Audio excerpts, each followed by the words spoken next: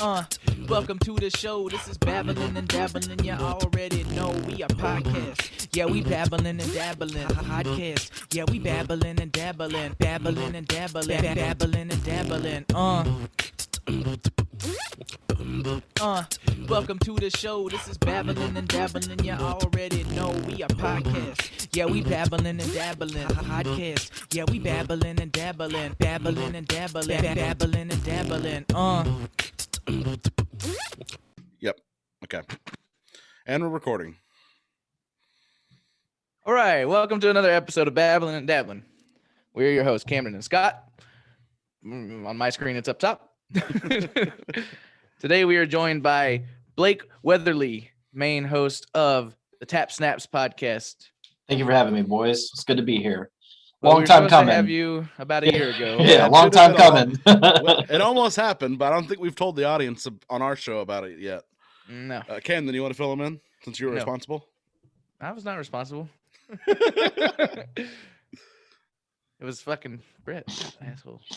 All right. Anyway, so yeah, we were gonna have Blake come on with us about a year ago when we were still at Triangle Arts, and our guest for that day canceled. Blake was gonna be our guest host for the day.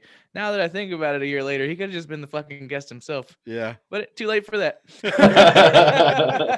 So I drove around the industrial block of downtown Macon, lost.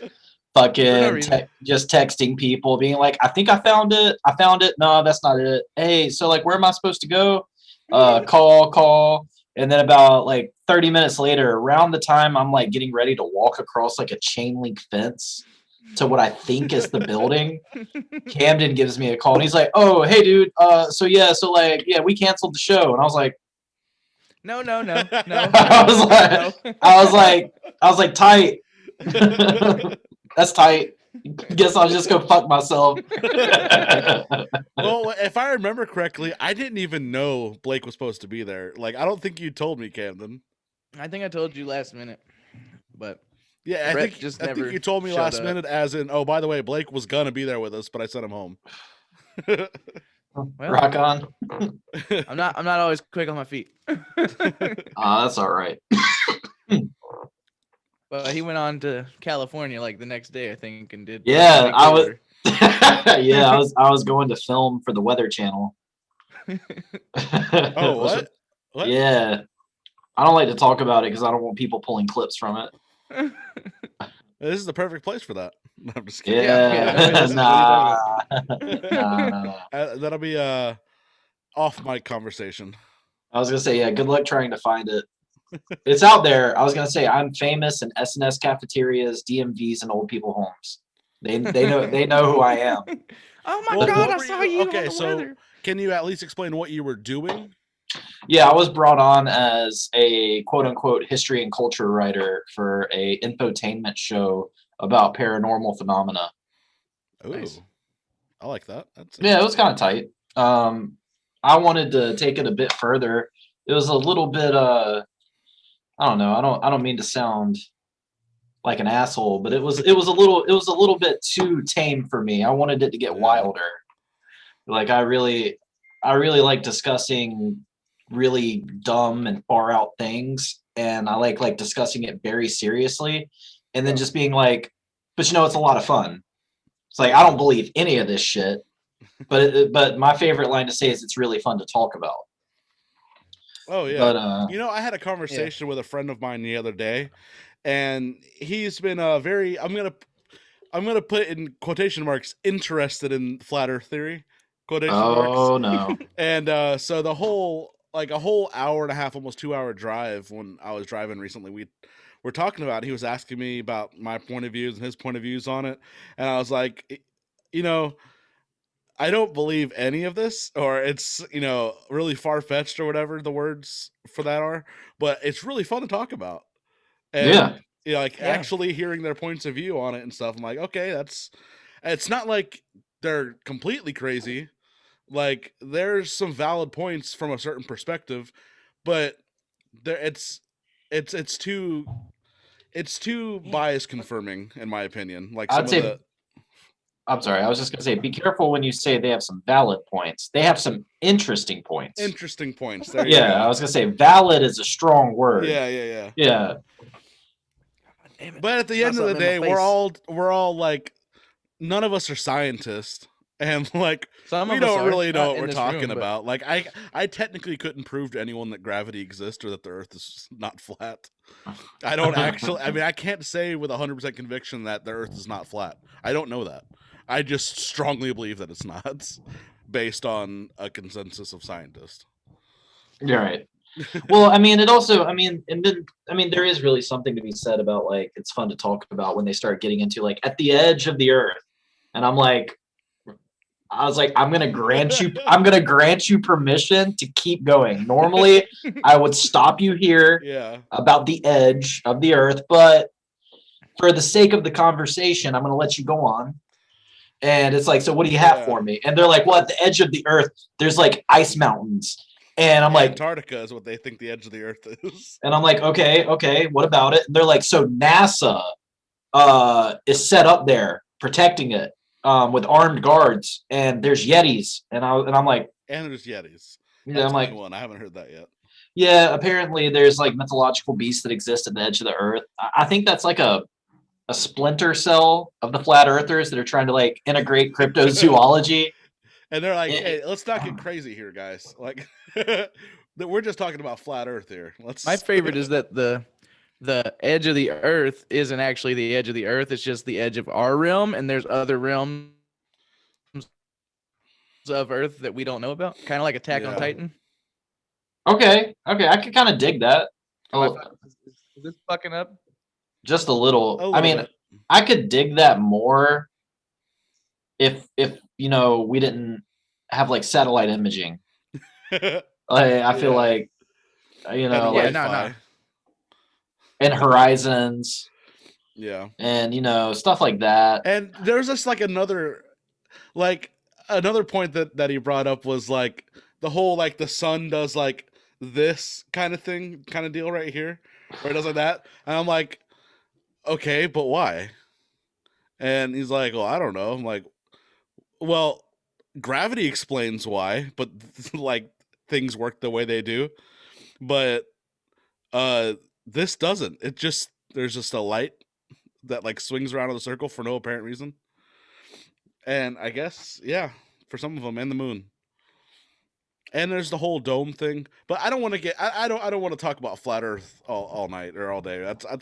I'm gonna wait for him to come on and defend himself. I mean, that's tough. Yeah, it was a very fun conversation. That's my point.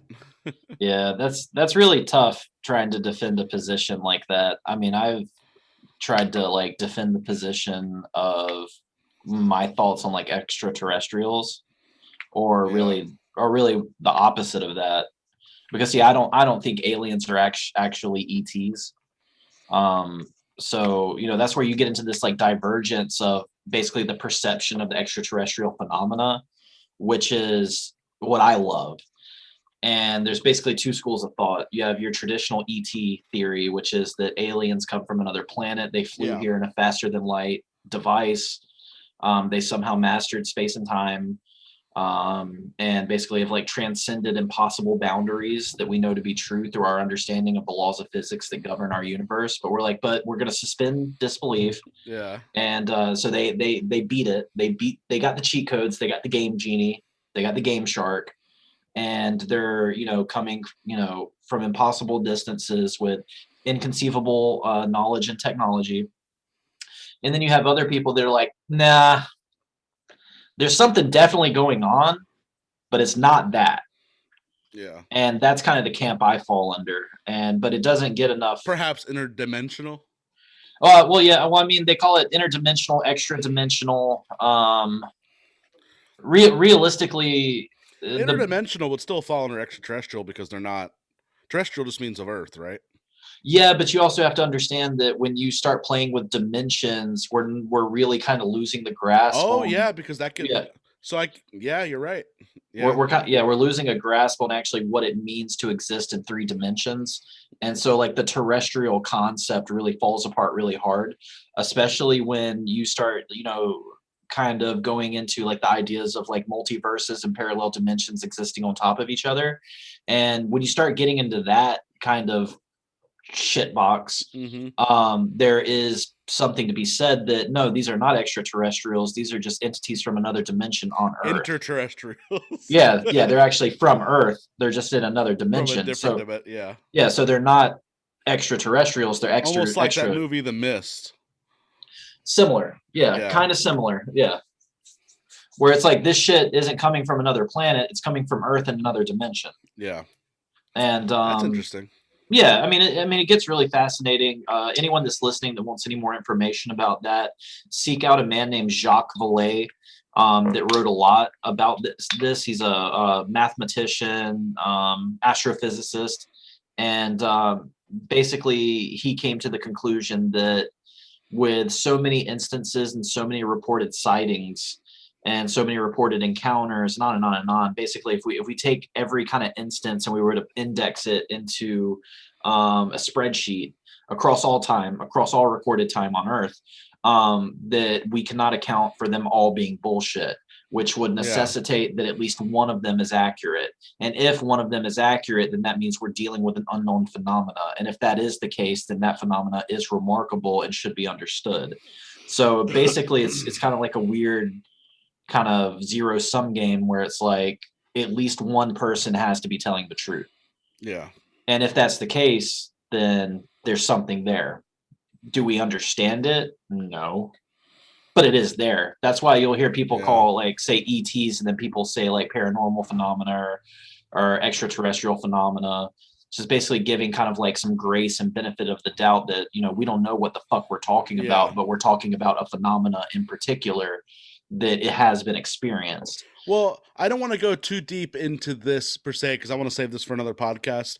But for example, some podcasts in the future, but for example, like, I'm not sure exactly where I stand on like ghost or the spiritual world or paranormal phenomena, whatever you want to call it. But I have seen what people describe as that. Like, I have definitely seen it and have personal experiences with it when I was younger. And so they're not crazy. I just don't know what that phenomena is.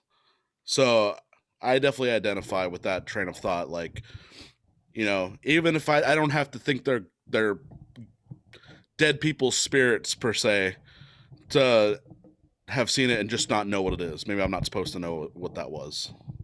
Yeah. Well, you know, I mean, that gets wild in of itself. I mean, I can go on and on and on about it, but like once you start kind of categorizing and kind of trying to qualify the phenomena, it gets a bit tricky. But my understanding, at least what I like to think, is that I mean, fuck, you got particle physics and theoretical physics are now saying that gravity is a particle. Right? Don't know if y'all are on the up and up on that. No. But basically, a gravitron. Well, it's not necessarily a gravitron that we know and love at the Perry Fair. Yeah. But the gravity is now being understood as a particle. This understanding of physics has evolved. Our understanding of physics has evolved to such a high level that realistically, UFO phenomena, alien phenomena, Bigfoot, fairies, whatever you want to call them, leprechauns, on and on and on and on, ad nauseum, the Mothman, the Jersey Devil, mermaids, you know, keep going. There's so many that actually these things are interactions with a physical phenomena that we don't understand. Ghosts are one of the easiest examples. Because you have classical examples of like haunted places in Europe that have just like tremendous tourism and like a rich kind of culture built around the fact that this place is haunted. But then you send in some hard hitting scientists in there, and they're like one example. I forget the name of the hotel, but they actually found that one of the boilers in the hotel was emitting a hum at a subsonic frequency. And what they found is that when this hum is emitted at this hertz or this frequency, what have you, I'm not a scientist, I just read a bunch of bullshit. But basically, when this frequency is being played, it's not audible to the ear. However, our subconscious perceives it. And it exists on this very fine line where when we hear it, our brain tries to perceive it. Whether subconsciously or consciously or not, what we do know is that it interacts with us. And for some reason, it blends the barrier between sound and vision. And this frequency, this audible or this inaudible hum will actually, our eyes will try to see it. Right. And that this causes visual distortions, not necessarily hallucinations, but visual distortions. And then you add in like the human. Now, is this theory or theoretic? No, this was proven. Oh, wow. Yeah. You can emit a sound at a certain frequency and it'll cause visual distortions. We know that now. We didn't know that 20 years ago. Oh, wow. We know that now. That's fucking wild. Yeah, and I remember like the science team that basically proved this. They proved it in a lab, then they proved it on site, and then basically like the manager of this hotel like threatened to sue them if they published the findings. Yeah. Dude, just imagine if somebody applied that kind of technology to like a rave, like a bass nectar show or something, and just have everyone tripping balls like to the music because they're all like hallucinating or or seeing visual distortions. Wow. But I mean, at the same time, like the last little caveat on that is, you know, when you're looking at something, like, I mean, I always think about too, when people see things, it's like they see them out of the corner of their eye. They see them in like the buffer zone on the edges of perception, and they see like a person walk, right? But what you have to understand is that the human mind is so good at protecting us from things that we don't understand. We will rationalize things. We will explain things away. We'll do anything it takes to not have a mental break from our understanding of the world and as it exists. So if we see something or perceive something that is essentially lunacy, the brain has mechanisms in place to protect itself. So you have this distortion coming in, and you see like a visual distortion over in your peripheral. It would make sense that your brain would assign some kind of value to it, like a shadow of but more than that, a shadow of a person. Okay, a shadow of a person that's familiar to you. Oh, that's the ghost of my great aunt. Yeah. That's a very shitty and short way of explaining the steps with which these things relate to us and how we perceive them. But the reality of the situation is this is just one example of our understanding of physics, our understanding of these things completely changing in 20 years. 30 years from now, 40 years from now, I believe we'll have a much better understanding of what is referred to in Jacques Vallée's tradition as paraphysical phenomena. And paraphysical phenomena is an umbrella cast over all the cryptos I just threw out. I can just imagine like 150, 200 years from now, and like, do you remember when people used to think the Earth was heliocentric instead of, and then before that they thought it was flat, and it actually turns out we're just in like this weird, it's not even heliocentric, it's just something weird. Exactly. It changes so fast. Like I said, right now there's huge advances in particle physics, string theory, theoretical physics that are pushing us towards having the capability of understanding things like this. Yeah. And that's important. That's important in the pursuit of understanding this rationally. So, but yeah, I wanted to talk about that on the show. They didn't think that was interesting. So on Tap Snaps? No. On Tap Snaps, they don't let me talk about aliens. But I meant like on the show I filmed in LA. Gotcha. Okay, so that's excuse me, Glendale. Wasn't LA proper. Yeah. So let's get on you for a minute. Since you are our guest today. I don't know if Camden has any specific questions he wants to get into first. But oh yeah, go ahead. What? No, you were getting into the mic. You're about to say something. Camden's like, holy fuck, aliens are real. Oh no, they are. I already knew that. I'm worried about issues now with the fucking internet fucking up down here.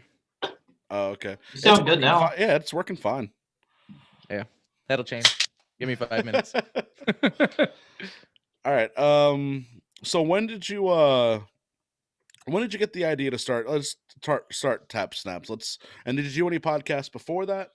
No. And so that was the first one. That was the birth of you being a podcaster. It was Tap Snaps. What got you into that? Just kind of take us through the beginnings. So really, Tap Snaps was born outside of last calls at a few bars. And we would basically like meet up outside, and it would be me, Liam, Tarver, and a few people, different people every now and again, but it was always kind of us three. And we would just go outside and we would just start talking about film, pop culture, movies, music, etc., etc., etc. And it got to the point where we would just be out there talking, and it would be like us three, then there'd be like 4 or 5 people, then like 6 or 7, and then it would get to the point where we basically were just having like a mini kind of like podcast just in the parking lot. Yeah. With people just kind of sitting around listening. Every now and again, people would interject. And the vision I had for Tap Snaps originally, I wanted more of that. I wanted to have like in the tradition of like the Creek in the Cave radio, I wanted to have like a chuckle hut of like people in the studio just kind of chiming in and whatnot, and kind of helping flow the direction of the conversation. But in the podcast realm, when you're trying to like make something like that, for consumption, that gets a little lost in translation. It gets a little hard to do that. Yeah. So we kind of just eventually decided, okay, it'll be us three and then a guest every now and then. And but yeah, Tap Snaps originally formed just kind of naturally from us three spending years talking about bullshit. And we got to the point where we thought, well, some people like to listen to this. Let's give it a shot. For our listeners, do you mind explaining what Tap Snaps means and what you guys like, what the podcast is quote unquote about? That's a great question. Tap Snaps. So Tap is Tarver. Tap is Tarver's initials. And originally we used to have this game where I would start talking until Tarver got upset. And he would snap. And basically it was called, Make Tap Snap. Yeah. And then eventually we kind of formulated this idea that we would just keep talking and covering things, because see, me especially, I'm probably the hardest to upset, which I know is strange, but Tarver can be very I'm not, the word emotional isn't correct, but he can be very passionate. Okay. And he has a limit that he reaches, and it's lower than mine and typically lower than Liam's. And if you just throw enough bullshit at him, he will just snap and just go off. And we thought that was fun, gaslighting our friend and emotionally damaging him. We thought how can we monetize this? Yeah, and then we were like, how do we monetize this? Yeah. And but yeah, and then we eventually moved away from that. Trying to get Tarver to snap. And but the name stuck. We just liked the name. And so we kept it. The podcast has gone through a lot of iterations. Originally we were a lot more random in our news that we sourced. We had my show, which was a lot of fun back in the day. We called it the Imaginarium. And but that was basically like pure hypothetical nonsense that I would set parameters on and basically force guests to kind of improvise scenarios and how they would react to it. And that was fun for a little while, but you run out of gas on that. And it gets to the point where you put too much pressure on guests, and you even put too much pressure on the hosts to like, okay, be creative, improvise, and be funny every episode. And it's like, we're not improvisational artists or improvisational comedians. Like, we have no formal training in that. We had a bunch of fun episodes, which are all available on Patreon. But at the same time, it was unsustainable, is my point. And so then we started focusing. We went towards like narratives where like each episode would have a theme. And, the theme would be kind of ambiguous in some ways. And we would have fun kind of molding things into that. And that was when Liam was still producing the episode and hosting. And then eventually we started running out of gas on that because there's only so many themes you can make an episode about. And we know that pretty well. Yeah. And then it gets to the point where it's like, okay, what's the theme? How do we make this fit? And then finally I was like, fuck the theme. Let's just cover what's in the news. Let's cover happening now. And in that way, we never need a theme and we never run out of things to talk about within reason. Right. Now that Donald Trump's not president, it's a little harder. Well, that's the thing. It got to the point where I was like, I am so tired of talking about Donald Trump. Like, I am so exhausted. Can we please, it's like Donald Trump said something dumb today. And I was like, we covered that on last week's show when he said something dumb. What is it, Groundhog Day? Fuck. Yeah, and the week before that, and the week before that. And it's like, at a certain point, I'm tired of it, But, avoiding tropes like that. And really just, we have a really interesting kind of dynamic because Liam is very liberal. I'm conservative. And Tarver likes making fun of both of us. So it kind of works out well when you have that dynamic. And so we kind of stuck towards that. The show got a little especially during Donald Trump's tenure.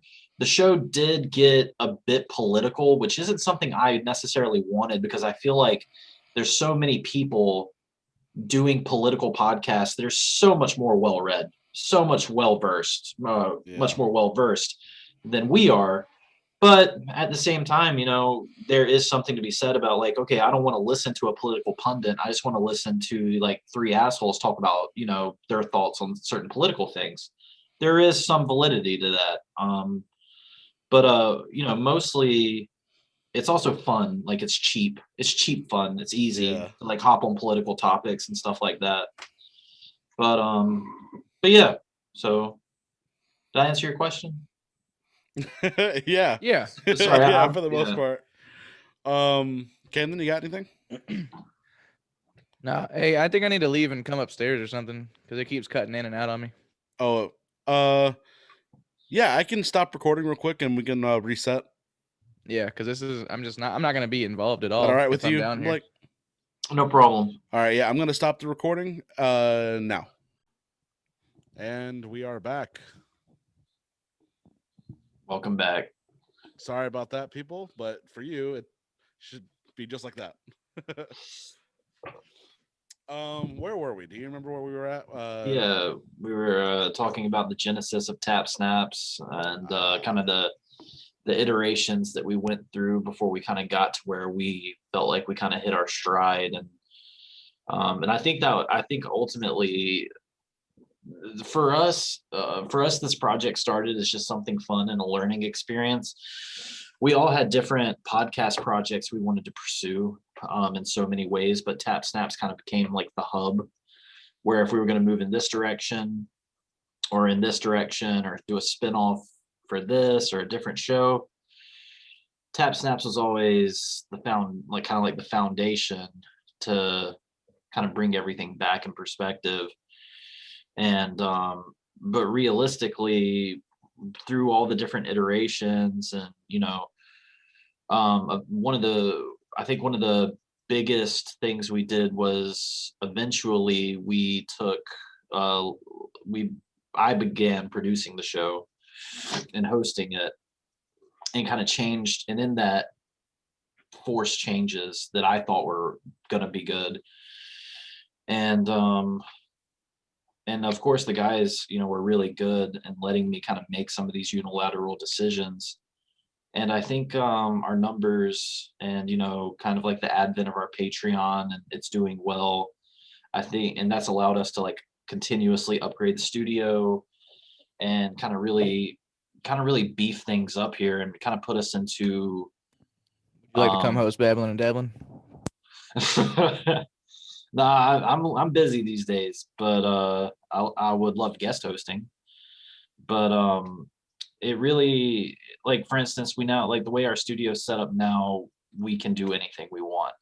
Whereas a year and a half ago, we were sharing mics, 2 people to 1 mic. We had a shitty, like, I don't even remember what it's called, like a DSR recorder that was made for, like, recording, like, interviews, like setting it on the middle of the table and recording 2 people talking with, like, 2 directionals built in.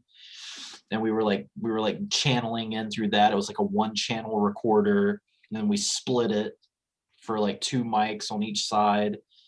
And now I have, you have to excuse the mess. Now I have this thing, which I don't even know what it is, but it has really. It's a Rodecaster Pro. That's what we've got. And we've got double monitors on both sides, arms everywhere. We have a custom table. We got sound tiles, and all of that has been made possible through Tap Snaps. So no matter what happens with Tap Snaps, because one day it'll end. One day we'll get tired of it, and we'll end it. But we have the foundation really to do whatever the hell we want. So it was all worth it, and it was a lot of fun, and it was a lot of learning, and it set us up in good directions to pursue podcasting. And really, at the end of the day, it's just fun. What are some of your aspirations for the future when it comes to podcasting? Do you have aspirations to incorporate video and any other ideas? So like maybe hosting your own podcast, like as a single host. I used to, not really anymore. I have one project that's been my brainchild for about 6 months, and it's actually really lame, but it's something I want to do. I'm a really huge fan of this kind of weird, kind of artsy, shitty, pretentious genre of music called post-rock. And right now, there's not a lot of podcasts that are kind of exploring it. So for probably about 4 or 5 months, I've been planning this podcast and how I want to do it. And that will probably be my last project that I would, I could see myself, in the podcast realm. Yeah. In the podcast realm. I mean, I do a lot of writing, and I have other things, we're very fortunate. We were able to work with like some indie filmmakers on a project before COVID. We got about 60% of our indie film done before COVID just fucked it all up. And I would be interested in pursuing that a little bit more in some aspects, but even then, that's not necessarily what I love doing. I like helping, and I like being a part of the production, and I like acting, but I don't see myself doing that for the rest of my life, and I don't see myself doing Tap Snaps for the rest of my life. But this project, this music podcast that I want to do, I could see myself doing that well into the future. And but it's kind of like a really obscure, unexplored kind of genre of music that does have a really big following for the most part. But it would enable me to do things like I like doing interviews. It would enable me to do interviews. It would enable me to bring on guests and explore various things, talk about it with levity, and also being serious and stuff like that. So in the future, I see myself pursuing that project. Really, is post-rock what you sent me like a link to some song a couple months back when I was still on the road? Oh yeah, when I was drinking. Was that post-rock? Is that what that falls under? Probably. Was it weird instrumental music? Yeah, and then you sent me the message saying like, yeah, you were drunk or something. It was probably on my old profile. I don't know where the message is at. Yeah, I was probably like, hey Camden, I know you're on the road. Listen to this. You suck. Something like that. Could be. Yeah, sometimes when I'm drinking and listening to post rock, I'll get a little bit in my feelings, and I'll just start sending it out to people because I want them to have fun. Feel free to send me a link. I love finding new music, so send me links whenever you want. Don't feel bad about it. Spam them. Yeah. Okay. But that's definitely that's a passion project of mine that I've been very careful with in how I'm going to pursue it. And I've probably, every time I start a new project, I like partition a section of a notebook for it. And this one, I probably got about 15 pages so far about like different episode types I want to do. And within those episode types, different, bands I want to cover, albums I want to cover, themes I want to cover, interviews I want to do. And as I kind of flesh the project out on paper and in my mind, I see that it has kind of like an unlimited potential where I won't run out of things. And that's very intriguing and attractive to me as a podcaster, or as anyone who's ever hosted or built a podcast. Having a limitless subject matter is very attractive. It's important. I thought maybe with what we were doing, it would be limitless, but turns out there's limits. We hit them every week. Yeah, I mean, it's experience, man. Like, that's why, like, every time, I get approached, and I'm not saying that like it's every day, but probably like once a month or once every 2 months, I'll get approached for like a different podcast project. Right. And my answer is always the same. It's like, I love to come on. I will do zero prep. I will do zero editing. I will do zero outlines. I will do zero production. But I'll come on and talk. But I guess you have to be realistic about it, because it is a hobby, it is fun, but it's also work. And that's why I have a lot of respect for people that like I had to edit. Tarver's on vacation in China or Seattle or wherever he is. I'm not sure where he is. And somewhere on the globe. So I had to, we have another podcast that records in our studio that's completely separate from Blind Gnome and Tap Snaps and our production. And I had to edit their episode. Oh my God. I have an immense amount of respect for audio, video engineers and the people that actually put in the time to make these things happen. Yeah, I've been experiencing that end of it for a while now. It's not easy. It gets easier the more you do it, but if you haven't done it and don't know how to do it, it's breathtakingly hard, and it stops being fun very quickly. But it's necessary. So I have a lazy approach to the audio. I just don't cut anything out, and I fucking just make it loud enough to where people can hear it. Yep, that's one way to do it, But I looked it up though. It was post rock. It was Mono, I guess, is the band name. Recoil Ignite is the link you sent me. Yeah, that's off of Rays of Darkness as one of their. Oh, I just wanted to point out that I replied to you. I said 10 out of 10 could masturbate to the artwork, and you said, "God damn it, Camden." Yeah, great album, great band. I've seen them live 2 or 3 times. It would be a dream of mine to talk to the all Japanese crew who speaks no English in that band. It would be a dream of mine, and that's something I easily see myself pursuing in the future when I have time to kind of solely work on that project. And I've done a lot of, I've been a guest on 15 different podcasts since I started about 1.5 years ago. Which one's your favorites? Well, obviously Babblin and Dabbling is my absolute favorite, and any project associated with Scott and Camden is easily my favorite. But so we like to hear, baby. I've done a lot of fun shows, because the best thing about guesting on a different podcast is getting to pretend you do their show, and it's fun. It's a lot of fun. Tarver used to make the joke to not let me on your podcast because I would try to take it over and then I would just leave. There is some truth to that, because I love different formats and I love experimenting with different formats, and it all adds basically to like a tapestry of knowledge and experience, and it makes you more comfortable. Probably the craziest one I did was a live show from Chicago. They do a 3-hour live show. I think it's Chicago. God, I'm sorry. It's some city. It's called the Robin Slim Show. And that was a tremendous amount of fun. It was really weird for me being invited on as a guest to talk with them when like one show later they had like Jamie Kennedy on, which was because I was like that means I'm as famous as Jamie Kennedy.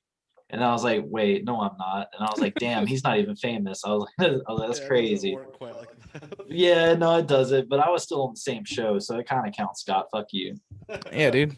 Don't let Scott bring you down, dude. Scott, have you been on a show where a different episode they had like a C-rated celebrity? Yes, Babblin and Dabblin. Okay, that'd be all right. Yeah. Okay, Frylock's not a C-rated celebrity. Let's just be honest. He's like pushing low T, high S, maybe. But no, I mean it's a lot of fun, Like the biggest mistake you can make is getting into podcasting and being like, I'm gonna be famous. More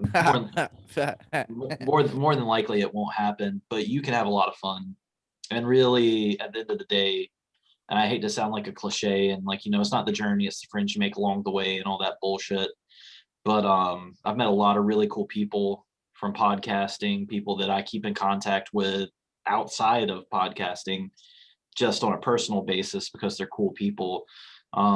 With that being said, there's also a lot of He's not talking about us. Yeah, not y'all. But there's also a lot of toxic ass people like Camden, and there's also a lot of like money grubbing, where people like want to monetize very quickly, and it's all about like the bottom dollar. And if a show doesn't make like a profit in 6 months, then obviously it was a waste of time and everyone's a fucking failure. I mean, I remember thinking when I had 10 listeners a week that I was like, fuck, I made it. Like I'm doing it. And now we get great numbers now, and I quit looking at them because it doesn't matter. Not that the listeners doesn't matter, but it's how comfortable are you with the show? How comfortable are you with the quality of the product you're putting out? And can you actually sign your name to it at the end of every recording? That's worth more than any metric or any numbers or any Patreon subscribers. And I know I'm rambling, but I get very upset when people approach me with projects and the idea is like, oh man, we're gonna make so much money. I was like, if I cared about money, I would have never dropped out of college. And if I cared about money, I wouldn't have made like a pop culture show called Tap Snaps that makes no fucking sense. It's all about fun. You make more sense than Babblin Dabblin does, though. So but see, y'all's theme song is amazing. Oh yeah, that's because Scott's with the beatboxing. I'm with the rapping, how could you go wrong? Exactly. But I mean, all that preaching to say like everyone that starts a true crime podcast should fuck themselves is basically what I'm getting at. Oh boy, I've been having an idea to do a true crime podcast. Have you? You trying to cash in, Camden? No. I just want to do it. I know I'm not gonna make money. I'll come. You might, Camden. You'd be surprised. It's the easiest market right now, I think. It is, and that's why and I've been approached on Twitter and stuff, and people being like, Blake, come do this true crime podcast. They're like, we'll cut you in at like 15%, and this, that, and the other, and we projected to make this much, we're gonna do this, and we're gonna sign a production contract with these people, and I'm like, no, I straight don't give a shit. Most importantly, because it's been beaten to death. But also because it doesn't interest me. Oh, because okay, gotcha. Yeah, I mean, it's not something I want to talk about. Before I get to my next question, I do want to agree with you. Like, I do have a similar takeaway. Can you turn your volume up? I can get closer. Oh wait, I could probably turn the volume up in the settings. Hold on. Yeah, you seem quieter than normal now. All right, yeah, no problem. Let me audio settings. Sorry, no problem. Just all right. How's that? Is that better? Yeah. Oh yeah. Okay, great. Before I get to my next question, I did want to agree that I do have a similar takeaway. Like, if it wasn't for this podcast, I wouldn't have had the opportunity to like sit down and speak with Spike Cohen, who was the VP candidate this year during the election season. That was wonderful. Right. Getting to talk to Carrie Means was interesting. It was a train wreck, for sure, but it was interesting. A lot of, and besides even like the semi-famous people, it's just been meeting a lot of cool people too, and like interacting with people I just never would have interacted before, and now like you like have friendships or communications with people regularly that I wouldn't have had otherwise.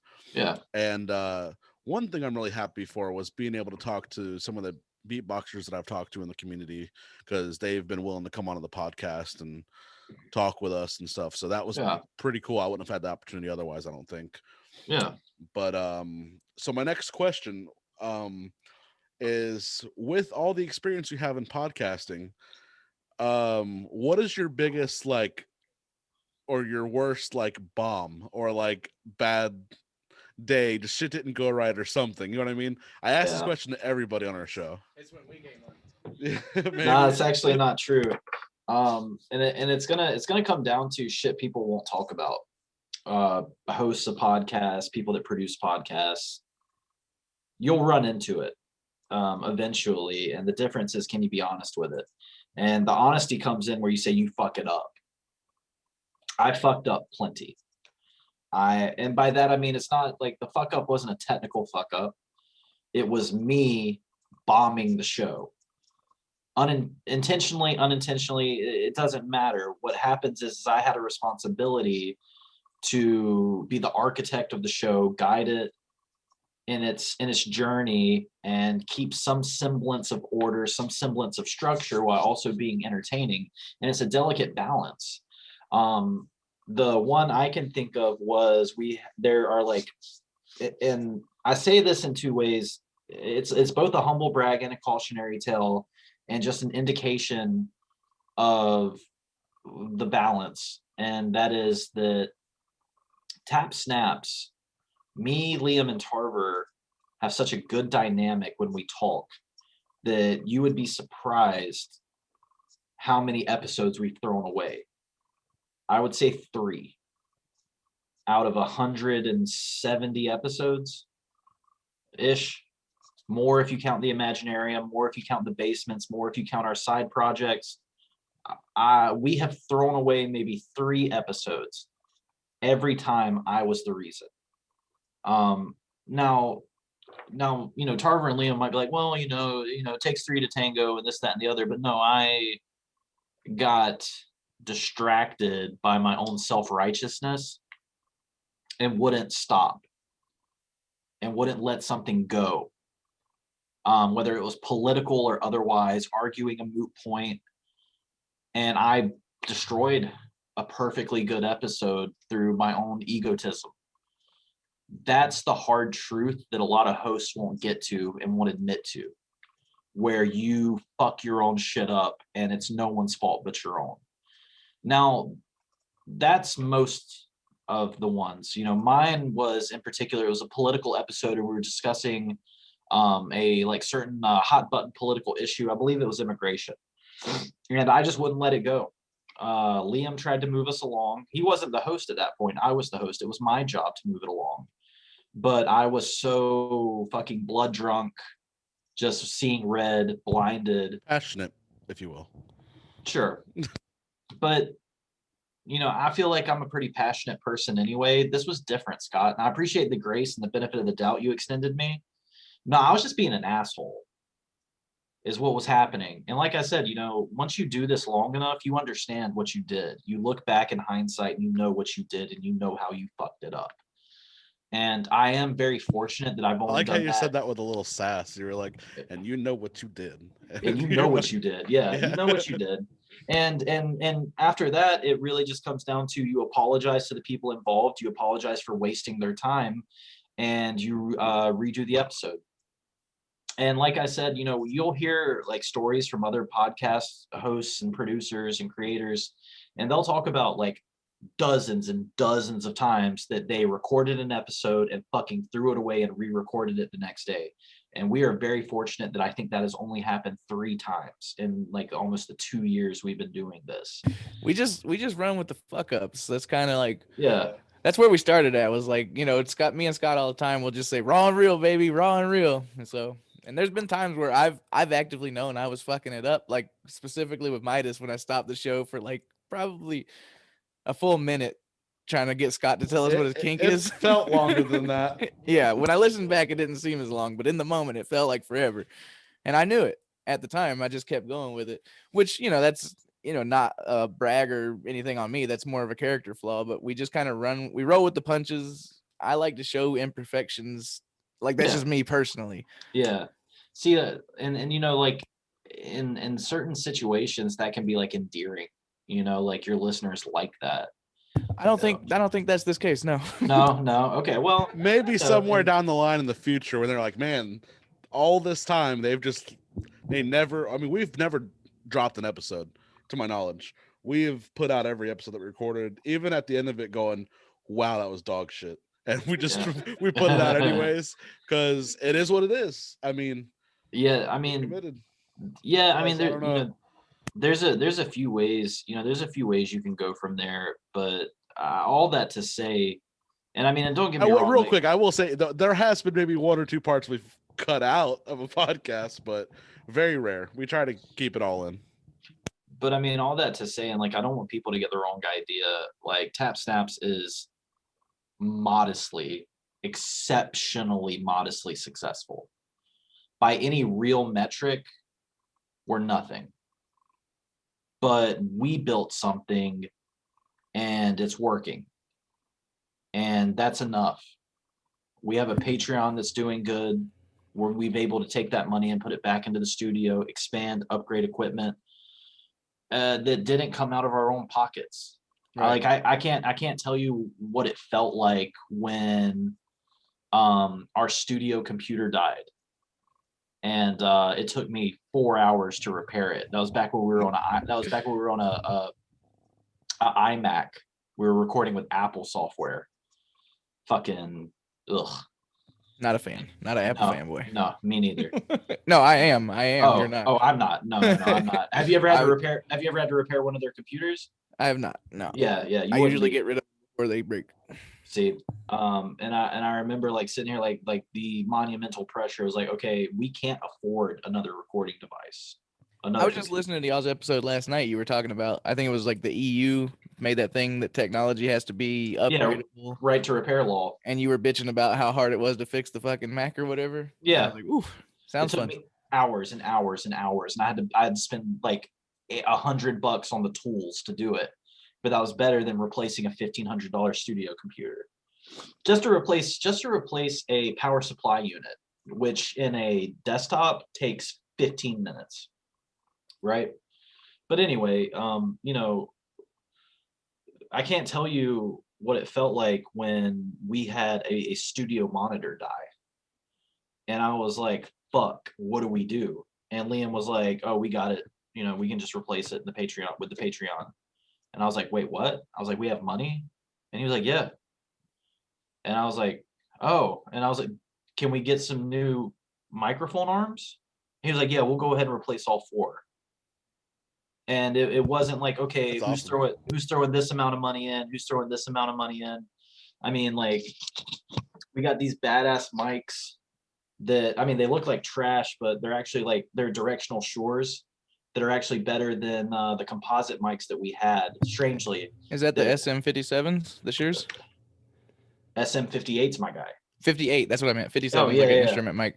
Yeah, it is. Yeah, but when you hook these up with the Rodecaster and set them correctly, they're better than all of my AT 2020 and our expensive mics. And and then we got to where it was okay, we were able to build a new studio computer. I was put in charge of that project as the only asshole that knows how to build computers, and I needed $400 worth of parts. And we ran the studio computer is not actually in the studio because we spent so much effort soundproofing that it felt dumb to put fans in here. Right. So I actually did a project where I extended the computer into the other room, ran the lines in here, hooked everything up, and now the computer is a room away. There's no fans. But all that to say that I can't express the joy of having support from the podcast enable us to expand and upgrade the studio. That's a feeling I hope anyone that pursues a project like this can one day have, because it makes it all worth it. But yeah, we could have spent our ad money on those wings for the Wingstop flavor test, but Cannon decided to spend all his money on that. Well, so that was cool. Hey, different things. I wanted to us all go out to dinner and eat steak and lobster and drink a lot of beer. Liam told me I could never have access to the money. So, it's checks and balances. But I don't want anyone to listen to this and think that, I'm trying to say oh, my podcast made it, we're great. we're monetizing, we're selling ads, we're doing this, that, and the other. None of that's true. But we achieved a comfortable amount of success locally that I'm okay with however anything turns out. We set out with a goal. That goal changed a few times, but we somehow still stayed in the parameters and still somehow built a super modestly successful podcast. And I stress modestly. I mean, you got like assholes that throw out like 10 episodes of true crime bullshit and they're making $500 a month on Patreon. More power to them, but at the same time, I'll never respect it. Well, I won't talk to you once my shitty true crime podcast starts making $500 a month on Patreon. Oh, that's bullshit, Camden. You're gonna bring me on for an episode. Honestly, I mean, I don't know, but it's important to note though that like for me, my expectations had been kind of brought into reality from my experiences with music and comedy and shit like that. So I knew doing the podcast wasn't like a get rich quick scheme. It's not famous kind of thing, any of that. But there's still that part of me that, of course, I want that shit. I want to be able to, be sufficient off of this instead of fucking delivering goddamn gas and diesel for fucking 12 hours a night or more. It's been 14 hours a night lately, and I'm fucking dying. I hear you. But I'm gonna make like $1,700 this week, so I'll get the fuck over it. Fuck yeah, bro. Hey, make your bread, homie. Make your bread. Yeah. But I mean, I'm working 12-hour days too, Camden. Not as stressful as yours, but everyone has their own battle.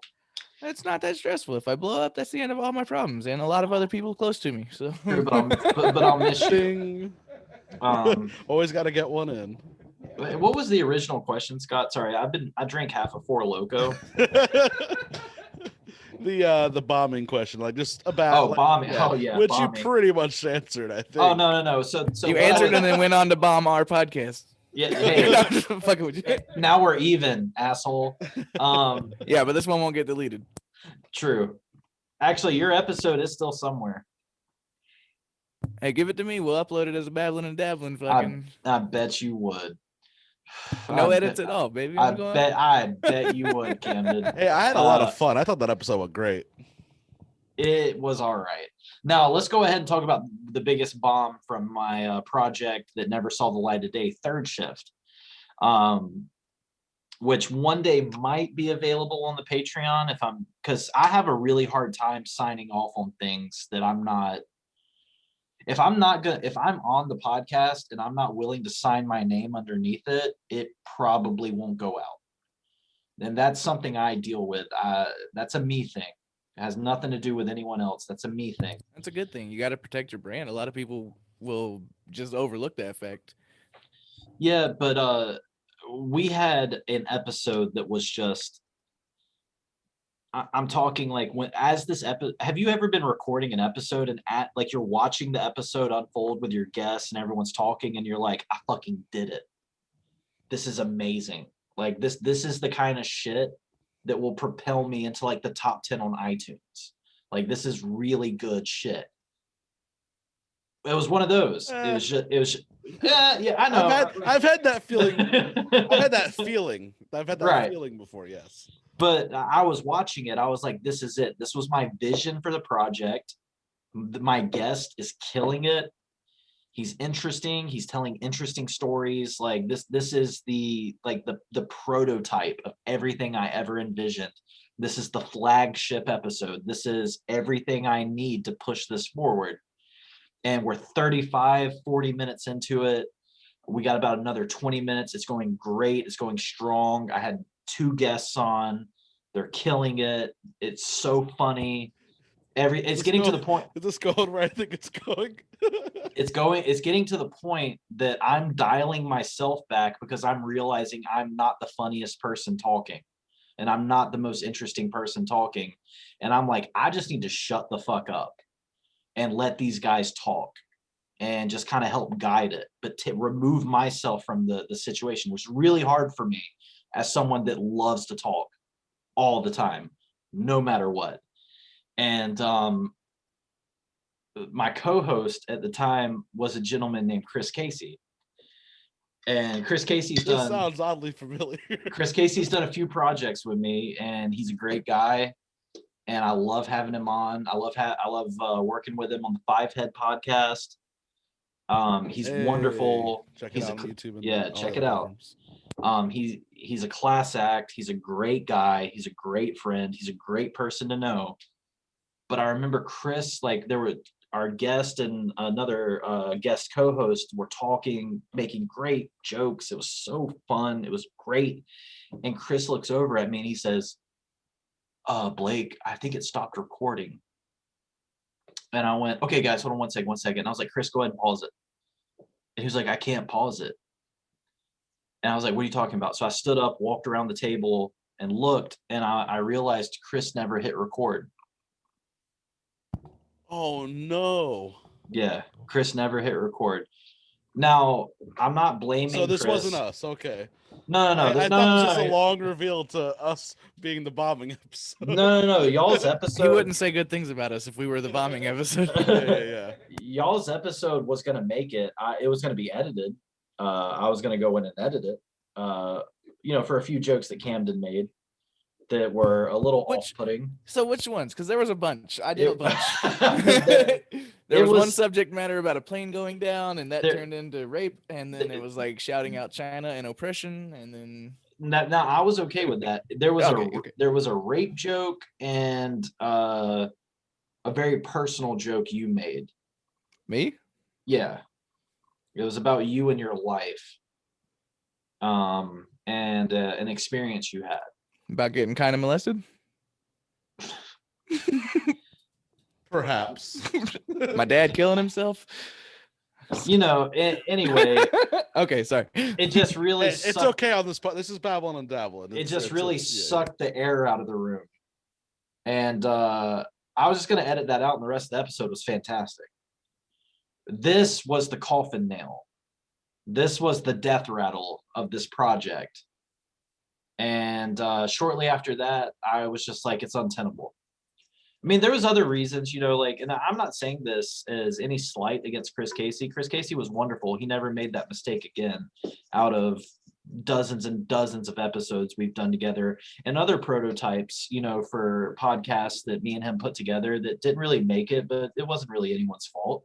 It's learning and growing pains that you go through. And if at any point, realistically, it was my fault because I should have sat down with Chris and properly taught him how to set up the programs and make sure he was recording. Chris doesn't run a studio. Chris doesn't host a podcast. Chris has never done any editing. But for some reason, I was like, okay, Chris can run the computer. That's fine. And I'll focus on hosting. So all of that to say that wasn't, that was more my fault than Chris's at any rate. And I don't blame him at all.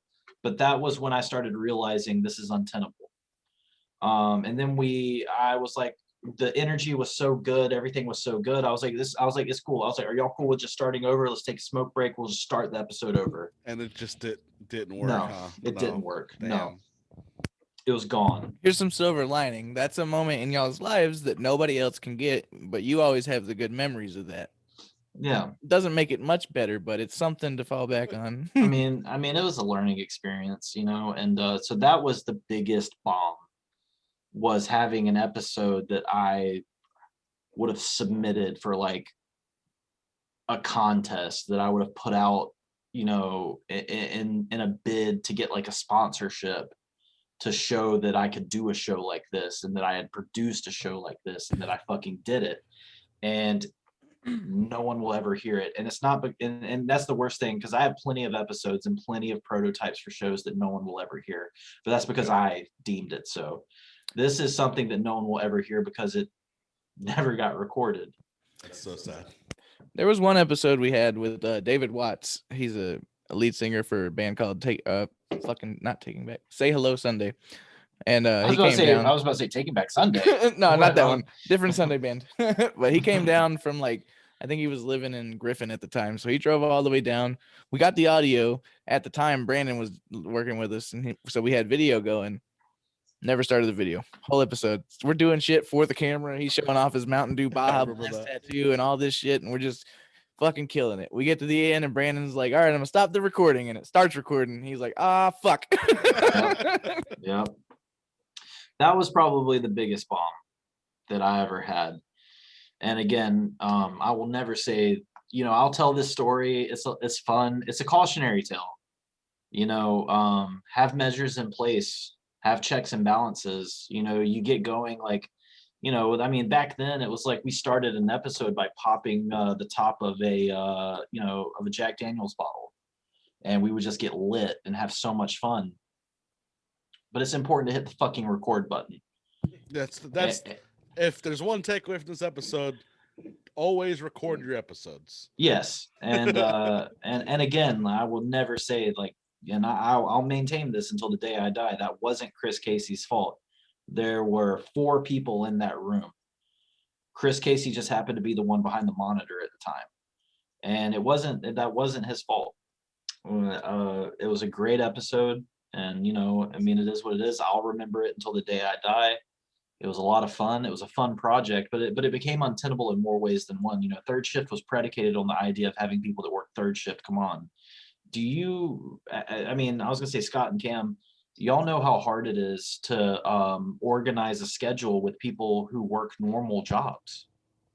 Now imagine they work, 10 p.m. to 6 a.m. and you need to get them on the show 6 p.m. to 6 a.m. like I do now. Sure, and you need to get them on the show, and you need to organize 4 people's schedules and get them all on the show at the same time. It's hard. And night shift, while it was third shift, while it was a great idea, so hard to pull off. Because it's about third shift. Yeah, and it needed people on third shift. And at the time, the problem was the guests were on third shift. Yeah, so I was like, hey, can you be over here like around 6 o'clock? And it's like, no. All right, what about 7? Maybe. You should do a live in-person third shift, and whoever you're going to interview that day, you go to their job and do it while they're at work. Now that's thinking on your feet. But yeah, that was the biggest also bomb. Recording on your feet. That was the biggest bomb, and I take responsibility for that. And and like I said, that's shit. When you've been doing this long enough, you take responsibility. It's not your team. It's at the end of the day, it's you're the producer, you're the person organizing it, you're the person orchestrating it. It's your fault. And that was something it took me a long time to come to terms with. But that's the mature way of looking at it. So that was the biggest flop in my career. Yeah. So we've been going a little over an hour now. I don't know if you wanted to wrap up or not, but we had this idea to go through a couple of current topics. I was gonna try and separate these because just to not keep him and not make the episode go like 2 fucking hours. Okay, so you just want to push it to next week or something? Yeah. I mean, whatever y'all want to do. I'm halfway through my 4 Loko, and I do not have to work tomorrow. Do you want to touch one current topic? Okay, I got this. We can cut this out later, but okay. I was just thinking while we were sitting here, I'm gonna be off in like LJ at the end of the month, so we're not gonna record an episode. We can push this episode to the week of, so we don't have a lapse in episodes, and then we could just record another episode. If he wants to hang out and do the article shit with us, we can do that. Or if he needs to go, we can do the article shit. I'm good to go, boys. I'm down to fucking hang. Okay. Oh, so you're talking about recording a second podcast after this? Yeah. And just if keep going with it. Yeah. Yeah. I'll have to take a short break and cut this recording and stuff after, but because it'll have to render, but that'll take probably like another 5-10 minutes. Okay. Yeah. All right. Well, are you about to wrap it? Well, I wanted to just point out one point of what you're saying. Can you kill your microphone? One point you were talking about like realizing at one point during a show that you kind of needed to draw back a little bit and let the guests be the focus. And I mean, sometimes I have an issue doing that too, where I won't draw back because it's, I guess, like an ego thing. I'm driven to like, this is my show. This is what I'm doing. I should be, some part of the focus. And in all reality, sometimes you got to know when to say, this is more important that I'm not the focus. The product is more important than me, kind of deal. So I mean, I've had times where I will do it, and I've had times where I fucking just go, I'm gonna keep talking. Yeah. Well, I mean, you also, I mean, you got to look at the background too. You know, Cam, you've done a lot in like, you know, stand-up comedy and stuff, where you are the product, you are the progenitor, you are the everything. Yeah, and I fucked that up too. So well, I was gonna say I've watched more of your sets than I'm willing to admit.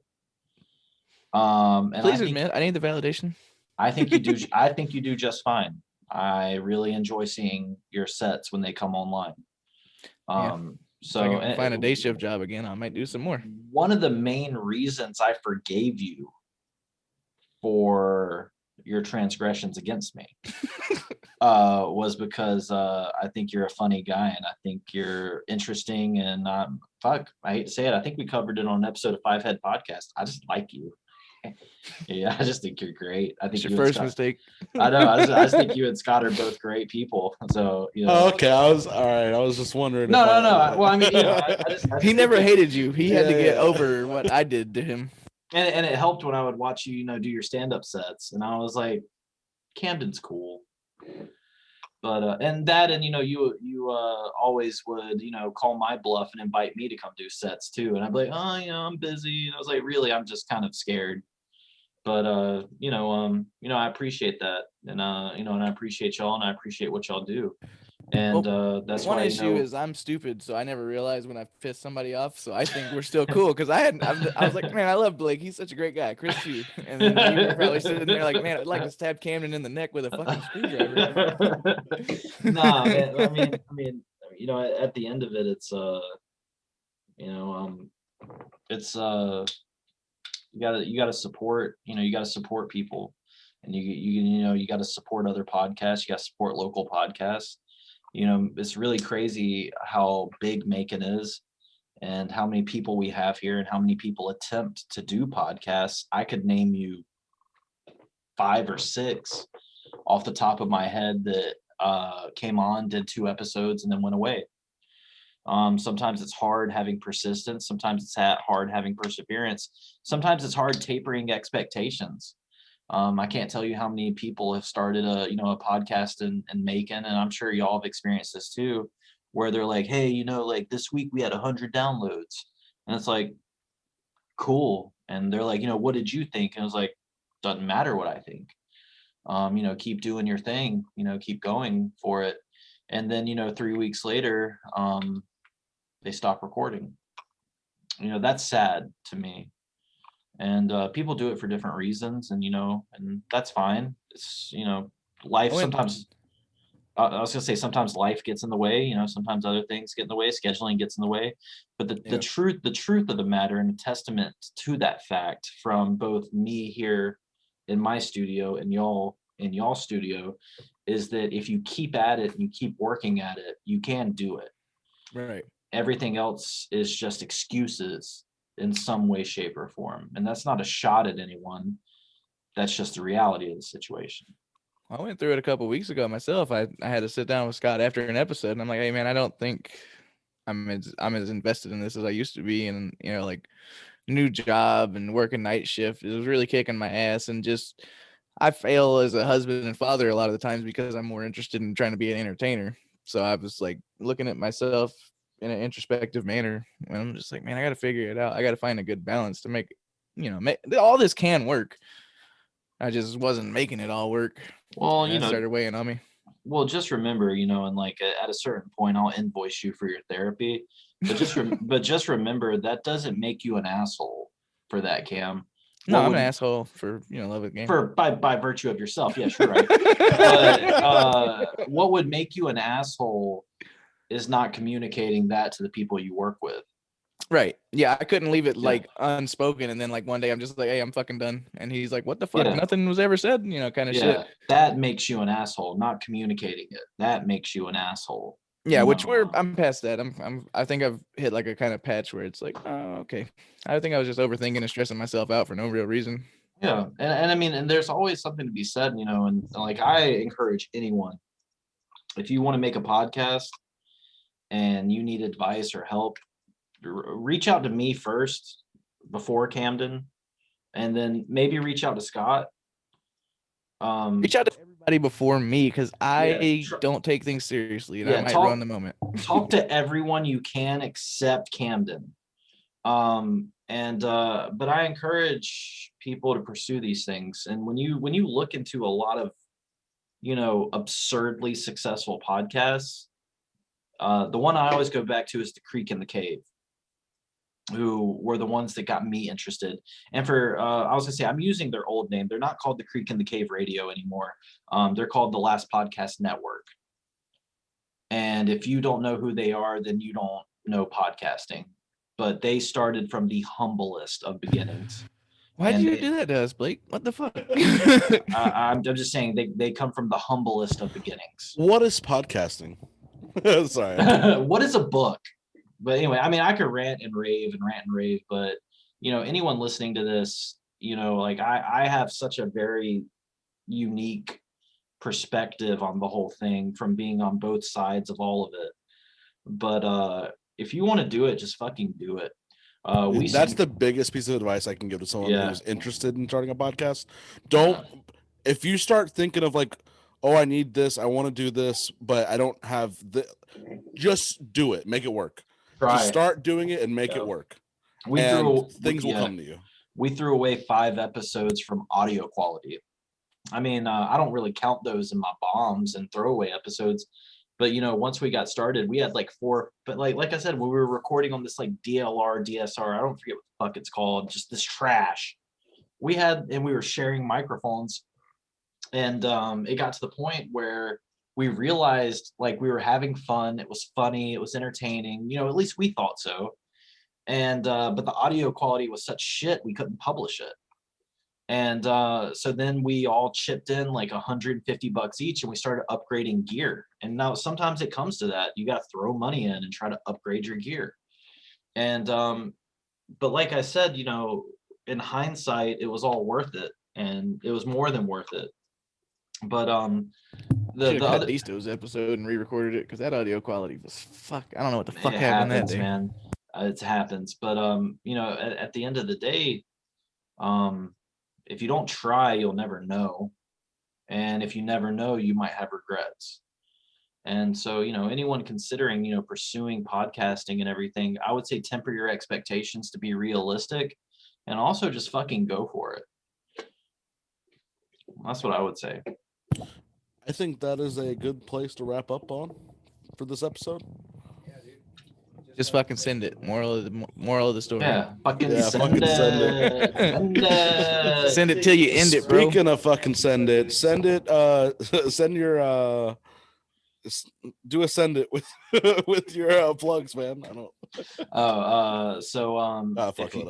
You guys can find me on Facebook at TapSnaps3, on Twitter at TapSnapsPC, on Instagram at TapSnaps Podcast, and on Instagram at on Patreon at patreon.com/TapSnaps, where you can see a lot of our kind of fun skits, hidden episodes, lost episodes that will never see the light of day.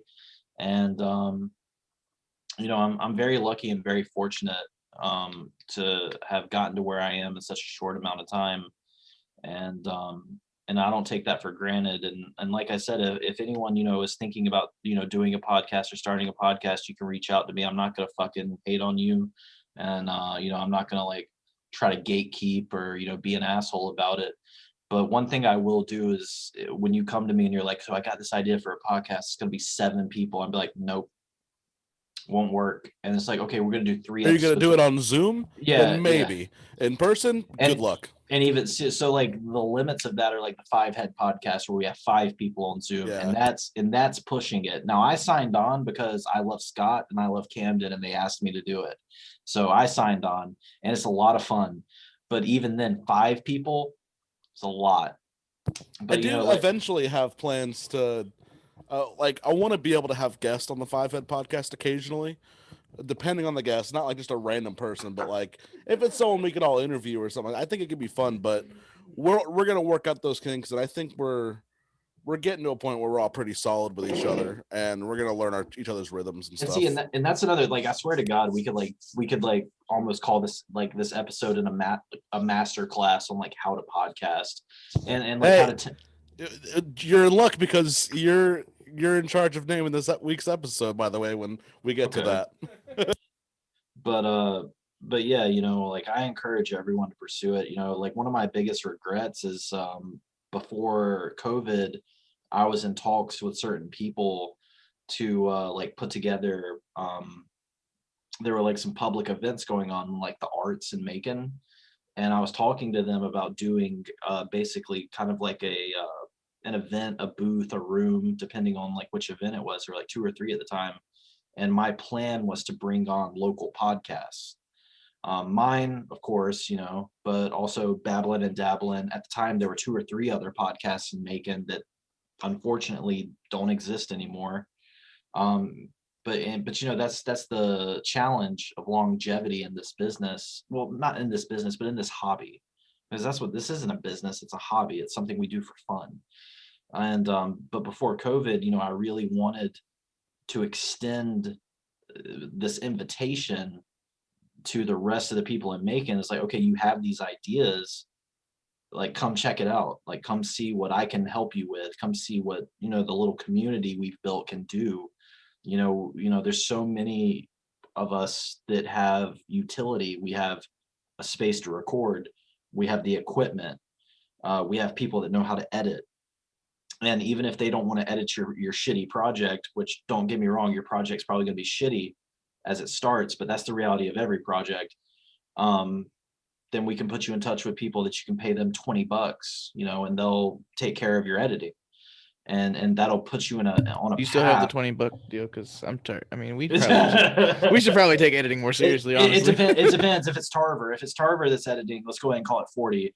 But yeah, you know, like I really wanted to enable kind of a scene in Macon, and that was my hope. And it didn't pan out, but you know, one day that might come back. And so all that to say, you know, you can reach out to me on social media. You know, I'm sure you can reach out to Scott and Camden both. And you know, if you have a project and, you know, we look at it and we think, you know, hey, fuck it, let's give it a shot. You know, like I'll get you in the studio and I'll hook up your mics and I'll record you. You know, but at the same time, I will also tell you if what you want to do is unrealistic, because I have started enough podcasts that have failed.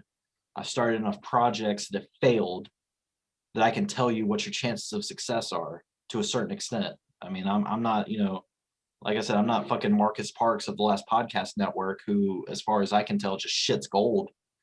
But you have to understand too, he went through 10 years of doing it for free and making no money before he found his success. And that's what it takes sometimes. And that's why I always use them as an example, because what Marcus Parks was able to do with the Creek in the Cave and turning it into a brand. And now like, I mean, the Last Podcast Network has a live show that they go on tour and do. They go international now. They have a book that I think was released a little while ago. They have one of the longest running shows. They took the New York scene by storm, and it all started in a fucking utility closet in a dive bar. That's where they started. And the only reason they did that there was because they didn't have enough room in their shitty 1-bedroom New York apartments to record in there. And you know, it's amazing. It's amazing what you can do if you have the persistence and the perseverance, and, you know, assholes like me, Scott, and Camden to kind of help push you in that direction. So never be intimidated by it, you know. Never be intimidated. Approached a lot about like anything I've ever done, music, comedy, podcasting, and they're like, "How do you do it?" I'm like, "Just fucking do it." I'm like, that sounds like a shit answer. I know that's not what you were looking for, but you know, and I hated it when I received that answer when I was starting out, but that's the fucking only advice that's really, you know, gonna help you, is you just get the fuck over the fear. You know, stop trying to make everything perfect out of the gate. It's not gonna be. You gotta just fucking do it. You gotta work the kinks out. Scott's gotta tell us his kink. We gotta fucking just do these things, man, and just keep going. You know, you're not gonna have gold a lot of the time. And more importantly, you know, and just to finish on that point, because Camden's absolutely right. But the other point to that too is like, don't send Camden a message and say like, "Hey, what do you think about this idea?" Don't send me a message and say, "Hey, like, what do you think about this idea?" Send me a really shitty recording of your idea. Yeah. and all of a sudden I'm gonna I gotta hear it in action. Yeah, I'm gonna take it differently when you send me a really shitty recording that hurts my ears, but I'll still listen to it and I'll tell you what I think. I've heard the shittiest recordings of stuff that I was like, this could easily chart. This could easily chart if you could polish it. And I've heard some of the most beautiful sound engineering on people that are not fucking interesting, have nothing to talk about, and can't cohesively move through an episode without sounding like a 90s AOL chat room. I've seen all of it. And, but, you know, don't be intimidated, just go for it, you know? And like I said, don't ask for permission, ask for forgiveness, just go for it. And, you know, follow your dreams, don't let your dreams be memes and all that. And don't let the fear of striking out keep you from playing the game. Exactly. And you know, I mean, podcasting is a lot of fun. It's a very in the realm of hobbies, I would say it's one of the most unforgiving because it's so much work. But at the same time, it gets easier and you get better at it, like any hobby, any vocation. And yeah. And, you know, like I said, don't, you know, anyone listening to this that has an idea, you know, don't be afraid to reach out to me on Facebook. I have people reach out to me on Facebook asking me about aliens all the time. I'd like to talk about, you know, podcasting and stuff like that. And, but yeah, so, but also, you know, Scott, Camden, thank you for having me on your show. Thank you for coming on, man. It was a lot of fun. And, you know, obviously y'all can catch us on the Five Head podcast that we're all on. And yeah. Camden, you want to take us out? All right, wise words from a wise man. That is Blake Weatherly. Hold on. Sorry, real quick, I just want to interject. We are recording this episode on Zoom, so you'll be able to watch this on YouTube once I do the editing and get it uploaded. So make sure you guys keep an eye out for this on YouTube if you're into that. Honestly, we might switch to a Zoom podcast if things keep going this way. We can't get a video figured out other than Zoom. Anyway, but you gotta just do it. That's the fucking moral of the story. So that's been another episode of Babblin and Dabblin. We'd like to once again thank Blake Weatherly for joining us. He is the host of Tap Snaps. Tap Snaps involves Blake, Tarver Peterson, and Liam Kelly, and Chris Casey is on from time to time with them as well. I was on if you'd like to hear me just sit there awkwardly and with them. Back around Christmas time, I was there. Camden, you did fine. I did well knowing when to talk and when not to talk. Most of the time, it was not to talk. Did great. But yeah, so shit, we didn't plug anything at the beginning of this episode. So let's plug it here at the end. So for the first time on this one, Instagram and Facebook are both at Babblin Dabblin. That's BABBLIN. DABBLIN. If you'd like to follow me personally, Camden, I'm on Instagram, Twitter, Facebook, and TikTok, all at DFlamingo187 or 91Cam187 on SoundCloud and Facebook for my music. If you guys want to keep up with my music, you can find me at soundcloud.com/hazardwave. That's HAZARDWAVE. Links to my other socials are there. And if you guys want to get Hazard merch like this hat that you're seeing in the video, you can get it at subgoth.bandcamp.com/merch. Thank you. Thank you. All right. I don't know why I said thank you at the end. Blake, you know where else you can get merch? Well, I'm not. Go to the Teespring. We have merch on Teespring for Babble. It's on our Facebook page. Click the link. Blake, you did a little bit of plugs. Do you have anything else you want to throw in? No, that's basically it. All right, man. Well, it has become that time where it is the end of the episode, and we're dicks to our guests, and we make them name the episodes every single time. So that responsibility is on you, sir. Do I need to name it right now? Yep, on the spot. Just whatever you can come up with. Something related to the episode, something completely unrelated. Doesn't matter. I'm going to call it Paraphysical Podcasting. Welcome to the show. This is Babblin and Dabblin. You already know we are podcast. Yeah, we babblin' and dabbling. Podcast. Yeah, we babblin' and dabbling. Babblin' and dabbling. Babblin' and dabbling.